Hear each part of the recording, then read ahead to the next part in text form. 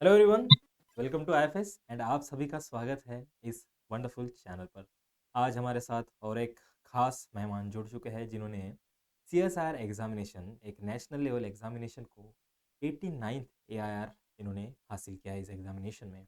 ये कोई छोटी बात नहीं है, it's not a cup of T कि कोई भी जाके उठ के एग्ज़ाम दे के आए और इतनी अच्छी रैंक हासिल करे। इसके पीछे बहुत मेहनत होती है, इसके पीछे बहुत नॉलेज लगता है, नॉलेज के साथ साथ बहुत स्ट्रैटेजीज लगती है एंड एक माइंडसेट लगता है, स्ट्रॉन्ग माइंडसेट लगता है कि पहले फेलियर देखने पड़ते हैं, फिर जाके एक आपको रिजल्ट मिलता है। तो वो जो फेज़ होता है वो सिर्फ एक एस्पिरेंट ही उसको समझ पाता है, महसूस कर पाता है। तो ये सारी चीज़ें, ये एक्सपीरियंस ये आपके साथ आज शेयर करने वाली हैं। जो भी कुछ प्रिपरेशन स्ट्रैटेजीज ये बोलेंगी, हम इनसे चुरा लेंगे जो हमारे आने वाले एस्पिरेंट्स हैं उनके लिए काम आए।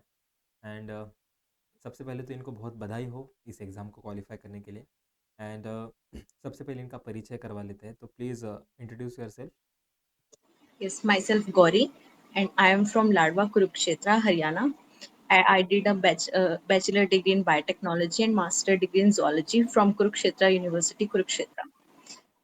So I cleared CSIR Net JRF with AIR 89 from with the help of many teachers. We can say our mentors. Right, and Yes. It was your first attempt?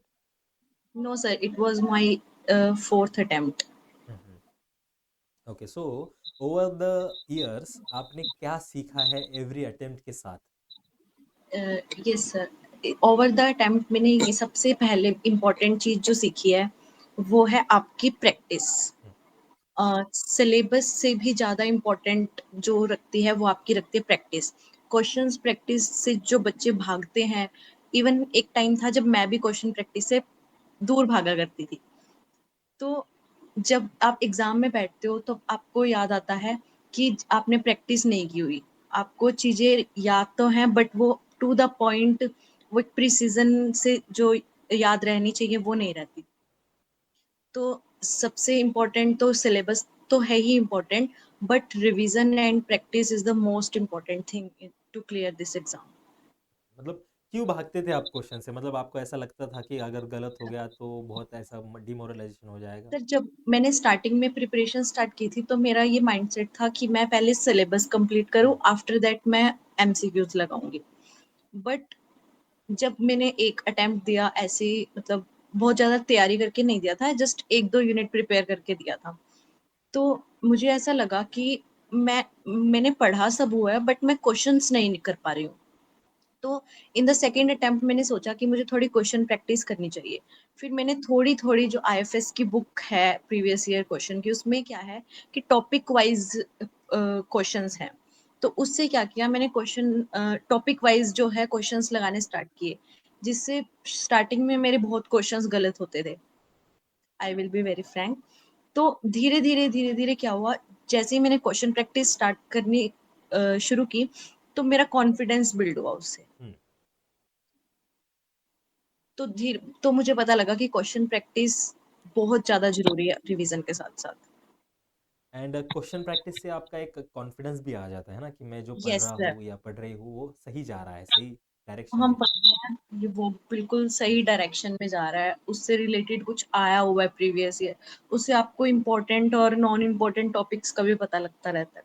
Exactly, and एक pattern हमें समझ में आता है कि कौन से unit से कौन यस, सी चीज़ें ज़्यादा बार पूछी जाती है, कौन से लेवल की होती है। तो यस, पीवाईक्यू सॉल्व करना ये एक किसी भी एस्पिरेंट का, not only for the CSR examination, in any yes. Exam you have to solve the PYQs, right?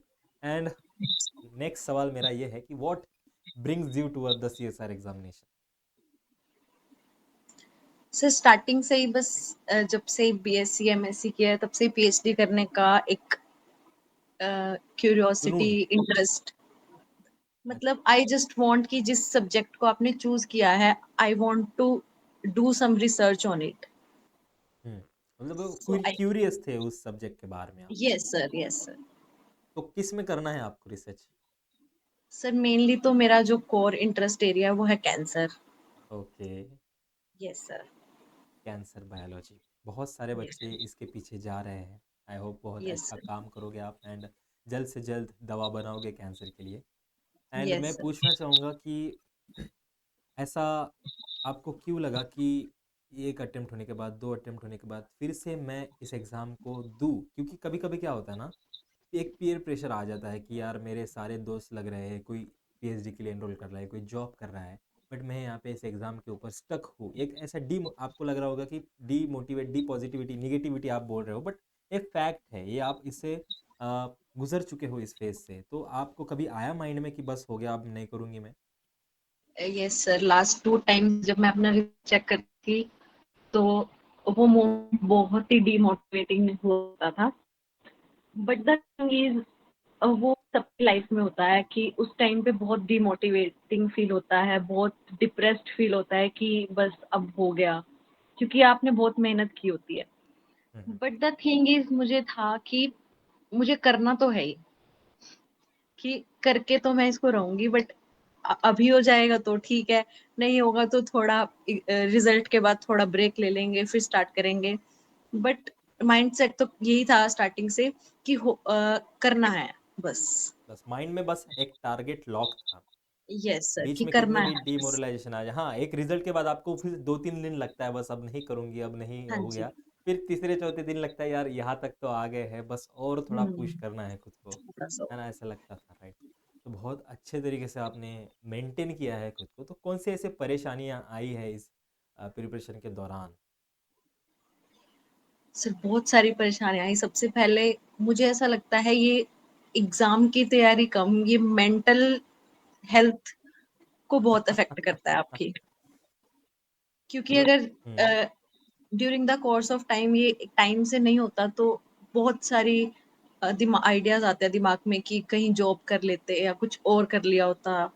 क्या हमने सही जगह टाइम इन्वेस्ट किया भी है या नहीं किया? तो बहुत सारे क्वेश्चन्स आते हैं माइंड में।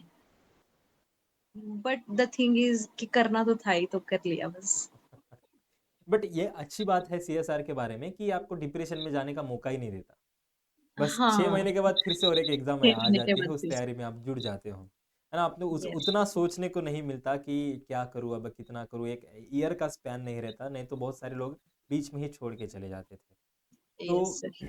क्या करना है आगे? क्या सोचा है? कहाँ से पीएचडी करनी है? इंडिया से ही करना है? अब्रॉड से करना है? कुछ ऐसा सोचा है? अभी अब्रॉड से तो नहीं करनी तो इंडिया से ही है। हुँ, हुँ। अभी इतना कुछ नहीं सोचा, अभी बस देखते हैं। कैंसर में करना है बस।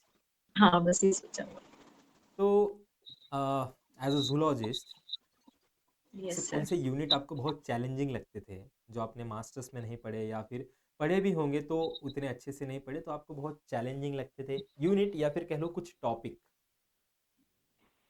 अ, सर मुझे चैलेंजिंग लगता था, मतलब चैलेंजिंग तो नहीं मैं कहूँगी, जिस यूनिट पे मतलब मुझे ऐसा लगता था मुझे ज़्यादा अपना टाइम और एनर्जी इन्वेस्ट करनी पड़ रही है और मुझे आउटपुट नहीं मिल पा रहा। हुँ, तो वो जो यूनिट, एक तो यूनिट 13 मेथड्स इन बायोलॉजी, उसमें ऐसा था कि मुझे पढ़ने में तो इंटरेस्ट आ रहा है बट मुझे वो याद करने में थोड़ी दिक्कत हुआ करती थी हुँ, और उसके क्वेश्चन नहीं अटेम्प्ट हुआ करते थे मुझसे। ओके, और डाइवर्सिटी वाली यूनिट भी, उसमें काफ़ी ब्रॉड एरिया, उसमें याद करने का काफ़ी हुँ, हुँ। पोर्शन है, तो इसलिए वो तो मैंने स्किप ही कर दी थी, उसके कुछ कुछ टॉपिक्स किए थे बस, बाकी ऑलमोस्ट सारी थी। तो बाकी सारी चीज़ें मतलब आपको इतने हार्ड लगी, फिर भी आपने इनको ओवरकम करके उनके कुछ ना कुछ टॉपिक तो कर लिए आपने, है ना? पूरा टोटली यस स्किप नहीं किया। Yes sir. Nice, very nice. And at the end कुछ हमारे दर्शकों के लिए आप कुछ 2-3 गोल्डन वर्ड्स कहना चाहोगे?